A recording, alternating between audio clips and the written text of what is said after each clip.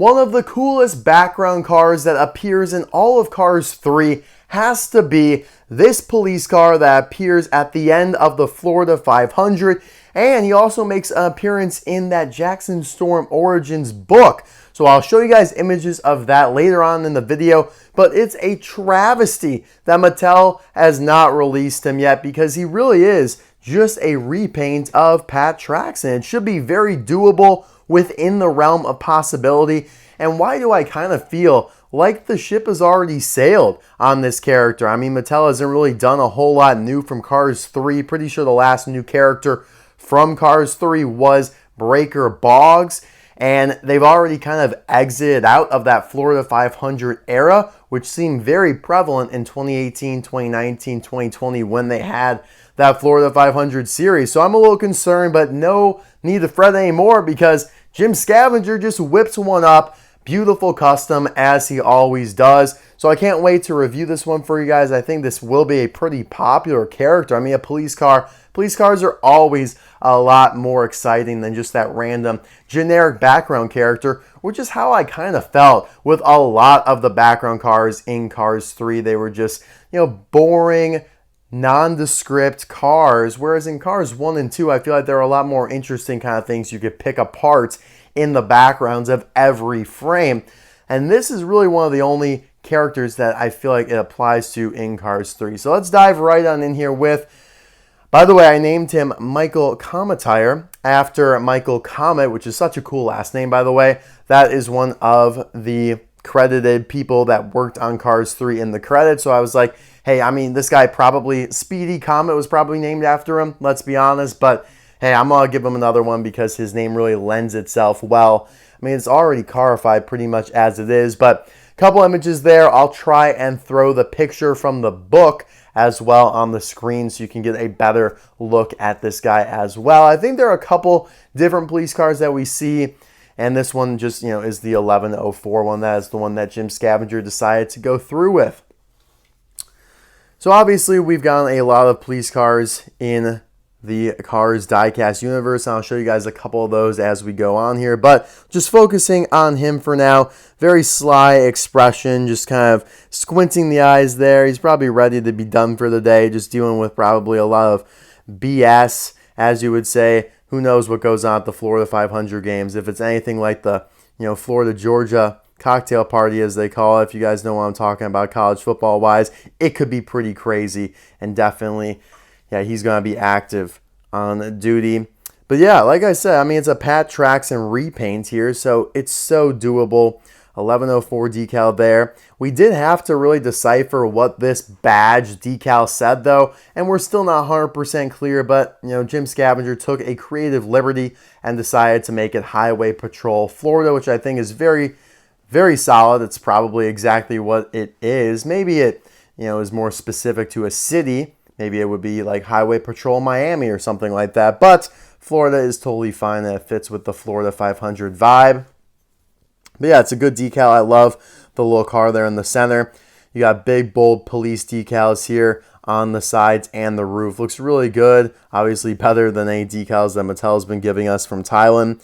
You got the light bar here on top. You got the antenna, which is such a great piece there on Pat Traxson that they did. Really reminiscent of Mike and Dee Dee with all their antennas, who I will show you here in a second. But then, yeah, you just have Florida 1104 license plate and then 1104 decal there again. So a simple design, but really gets the job done. Really awesome. This guy is going right in with my Florida 500 cars. I'm not going to separate him because of custom or anything, because I really do think this is totally a good enough car to have been released. And, who knows, maybe one day they will do it. There have been a couple customs from Jim Scavenger I've gotten a little burned on. A couple years ago, I got the Taco Mint and Fiber Fuel Crew Chiefs. That might have actually just been last year. And then, year later, Mattel does Mandy Fruit and the Taco Mint Crew Chief. And then now we know from my video the other day that the Fiber Fuel Crew Chief is being uncanceled for 2025 as well. So honestly, yeah, that was not ideal in terms of the fact that I already did a custom. I know I saw immediately when I posted that video, someone listed the Fiber Fuel custom on eBay from Jim Scavenger. I was like, yeah, it's honestly probably a pretty good idea, but I'm not going to sell mine. I don't want to do that. I'm going to give you guys a good comparison of that with the real thing when it comes out. But here is a comparison with Pat Traxson. Now, honestly, I'm not sure where Jim Scavenger got the light bar. Like, I don't think he painted that. I don't think he painted the light bar. I'm not sure what car he got it from. It definitely is not axle accelerator. Yeah, I kind of forgot, but yeah, that's why this custom is a little bit more complicated because of the change there in the light bar. But yeah, you can see with Pat Traxson, you got the same wheels there. Same side view mirrors, same antenna here. Pat Traxson has a lot more decals, but he is the pace car after all. He's got a lot more going on. Pat Traxson is a really underrated car. If they didn't release him out of our ears, we'd probably look back on him a little bit more fondly. But I really do like him. And yeah, there's your comparison there. Of course, also very similar to Mike and Dee Dee, the police cars from the unreleased Cars Toon short. I guess it wasn't a Cars Toon, but an unreleased short to Protect and Serve. Almost lost me there for a second. But yeah, these are different models, definitely a lot more bulkier, and have a ton more like little doodads like these things, the cameras, the push bar in the front. They're a little bit more legit than poor Mike Cometire over here. I mean, Mike and Dee Dee are girthy. They are big cars. Big wheels too, big tires rather, I should say. Man, still makes me just so upset that we never got that short to Protect and Serve. Would have been so cool. And I mean, hey, I guess if anything, if it was going to get canceled, at least we still got the cars from it. At least two of the characters here and the Lady McQueen. And the Disney Store did some as well. So at least that snuck out, even though I'm very surprised. I guess it was so far along in production, the merchandise was already ready to go. I don't know.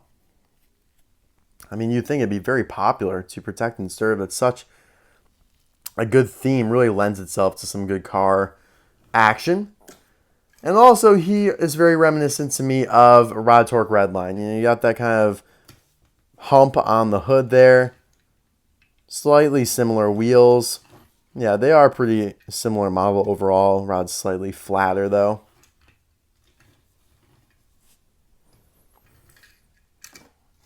Now let's compare him to a couple other related cars, I guess. The pace car here from Cars 1, Charlie Checker.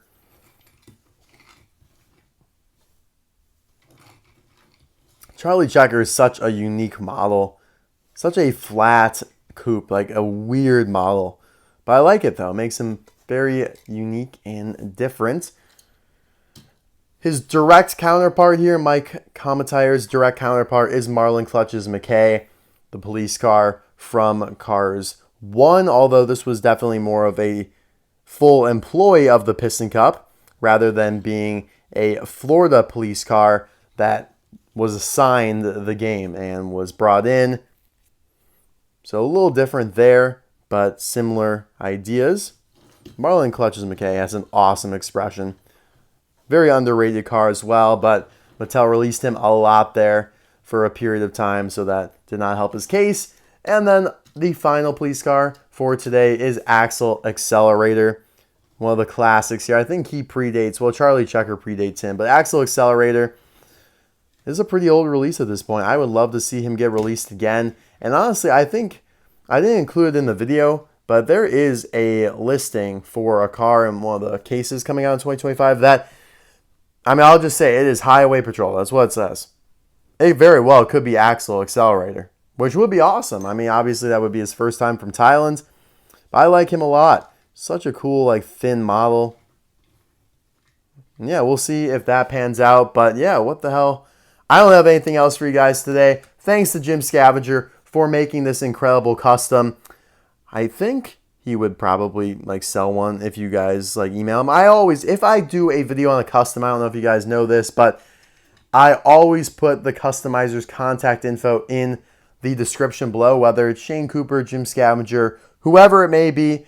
If you are interested, definitely use the information in the description to contact them on Instagram, Facebook, whatever, email, and see if they are willing to do a commission for you. I mean, I think this is a phenomenal custom. It's, totally canon. It's not. I know a lot of people kind of stay away from like, oh, a metallic Lightning McQueen, like a purple metallic McQueen. I don't really want that. Now, this is a legit character from Cars 3. I really don't see Mattel releasing it anytime soon.